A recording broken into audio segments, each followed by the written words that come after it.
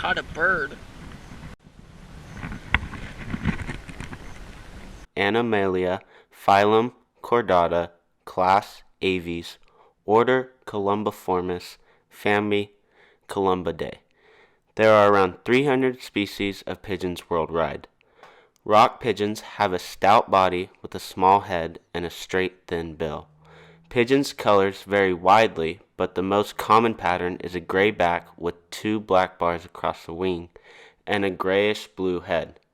Pigeons weigh between 9 to 14 ounces and have a wingspan ranging from 19.5 to 26.5 inches and a lifespan of 6 years. Pigeons can be found worldwide. They are commonly seen around cities, suburban areas, farms, and rocky cliffs in the wild. In their natural habitat, pigeons typically forage for food mostly along the ground or in shrubs and trees. In cities, they are often seen meandering about looking for food on the ground and have learned to turn to humans for handouts. Their natural diet consists of seeds, berries, grasses, and some insects, but they have also adapted very well to eating whatever they can find on the sidewalks or entice humans to toss at them. Pigeons live in quasi-social groups and can be seen in flocks roosting and nesting together. They do not migrate and are good with directions. If displaced from their homes, they are excellent at locating their home base, even from long distances. Pigeons are socially monogamous and mate for life. During courtship, pigeons bob their heads, fan their tails, and will kiss. The hen will feed the male from her crop. So romantic. Pigeons nest very haphazardly. The male typically builds the nest, which is loosely made up of twigs and other material. The nests are messy and don't look like the typical tightly woven bird nest. Pigeons will use the same nest for multiple broods if suitable and will add onto it every year. Females lay 1 or 2 eggs in the nest, and both male and female will take turns incubating them for about 2.5 weeks. When the young hatch, both parents feed them milk, which is produced in the crop. The crop is a sac at the bottom of the bird's esophagus, used for storing food before digestion. Pigeon or crop milk is, as you guessed it, a milky substance that contains nutrients important to young chicks. It is mostly made up of a mixture of fat, minerals, water, and proteins which help keep young chicks growing and healthy. It is regurgitated by the parents into the mouths of hatchlings for about the first 10 days of their lives. After 20 to 30 days, chicks fledge and leave the nest. Pigeons can raise up to 5 broods in a year. This allows for really high numbers when resources are plentiful. An interesting fact about pigeons is they can use their beaks like straws. Most birds sip water and toss their heads back to swallow, but pigeons and other birds in the Columbidae family can drink without doing the head toss. Feral pigeons can be a nuisance to public health and may cause significant damage to buildings. Pigeons and other birds make nests regularly and roost outside and inside buildings. Pigeon droppings can be unsightly and their acid content can lead to the deterioration of soft stone and cause long-term damage. The accumulation of pigeon fecal matter can deface the finishes of exterior and interior structures. Removal is not only difficult and expensive, but can cause more damage than the droppings in the first place. Nest droppings and feathers block gutters and rainwater pipes, causing water damage. Pigeons are capable of lifting loose roof coverings, tiles, and drywall in order to gain entry into the roofs. This can damage the structure by allowing water leakage and providing the ideal environmental conditions for the growth and proliferation of wood-rotting fungi.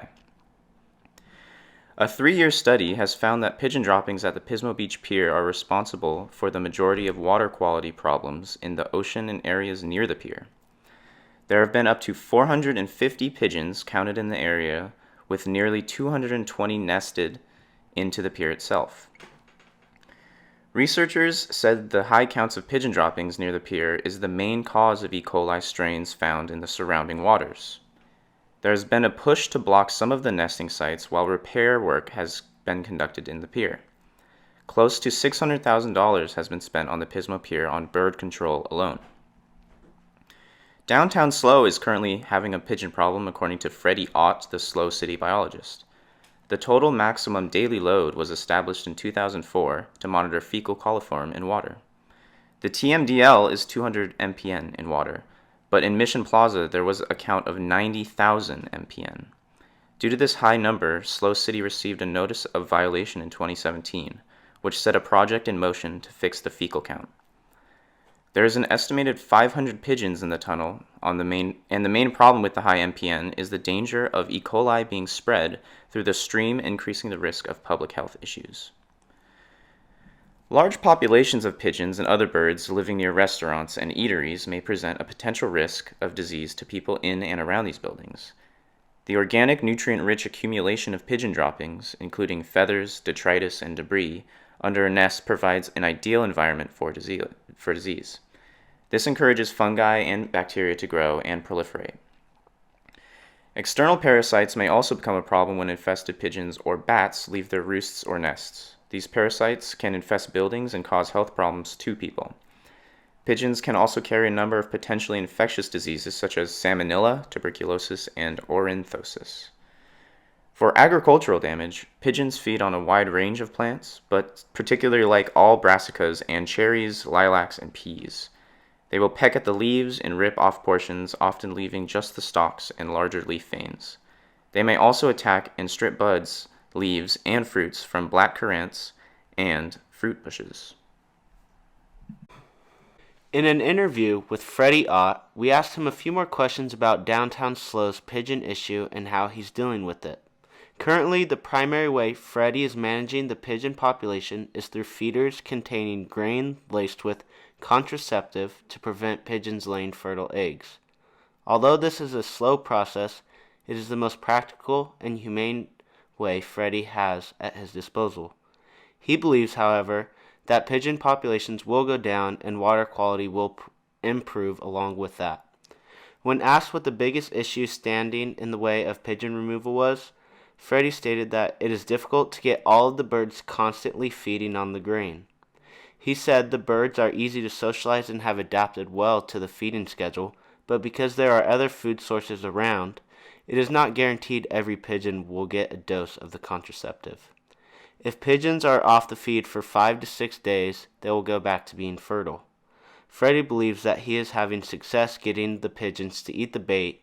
He says the grain is always completely eaten when he goes to check the feeders, and believes a good number of the population are getting a dose. When asked about non-target issues, he said he has seen a couple crows on the roof, but on the time they get there, the pigeons have eaten most of the food, if not all of it. The high rooftop location of the feeder works well to ensure pigeons are the only animals attracted. Freddie hopes to see a significant decrease in the pigeon population and an increase in water quality along with that in the next 2 years. He says that this issue will be ongoing for a while, but even if fecal levels go down by half, it would be a great improvement. He does not believe the pigeons will even be completely excluded from the tunnel or downtown. Birds have had a history of protection since 1900 with the passage of the Lacey Act. The Lacey Act is a federal law that prohibits the trade of wildlife, fish, and plants that have been taken illegally. The next law to be passed was the Weeks-McLean Act of 1913 that declared all migratory game and insectivorous birds to be within custody and protection of the United States. Due to a dispute in state property rights over game animals, President Wilson replaced the act with the Migratory Bird Treaty Act of 1918. This law implemented the treaties the U.S. had signed with other countries to protect birds that migrated across national borders. There are about 200 species that migrate between the U.S. and Canada to the neotropics, and about 100 species that are short-distance migrants and do not go south of the U.S. This law made taking, possessing, and selling any of those species illegal. This law is enforced by the U.S. Fish and Wildlife Service. This department is part of the Interior, and their mission is to protect and enhance wildlife for continuing benefit of the American people. Under this act, if you wish to take steps for bird management for any of the protected species, you must obtain a depredation permit. Even if a bird does not move from an area for years on end, if they are listed under the act, you cannot do anything to them. For horned larks, golden-crowned, white-crowned, and other crowned sparrows, as well as house finches, the county agricultural commissioner may authorize take without permit for a safeguard of agricultural and horticultural crops.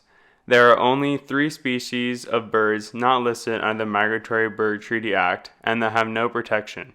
These are the pigeon, starlings, and house sparrows. Since pigeons have no protection, they may be harassed or killed without any notification to others or legal repercussions, as well as all other laws involving the harassment or killing are followed. This makes the management of pigeons a lot easier for people whom they are affecting. Due to the massive damage potential as discussed, pigeon management must be implemented to avoid their potentially devastating effects. There are only a few effective ways to manage pigeons, and each option must be weighed equally in terms of outcomes. Deterrence methods, such as noisemakers and objects, hold little effectiveness as birds often learn there is no real danger associated with them.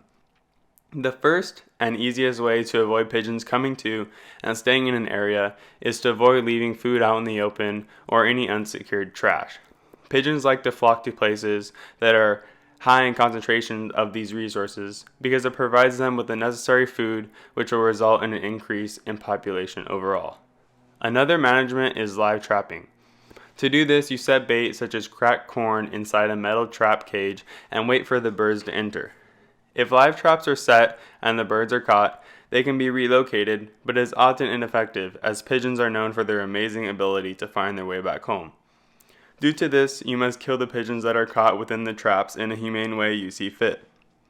One effective way of keeping pigeons out of an area is exclusion.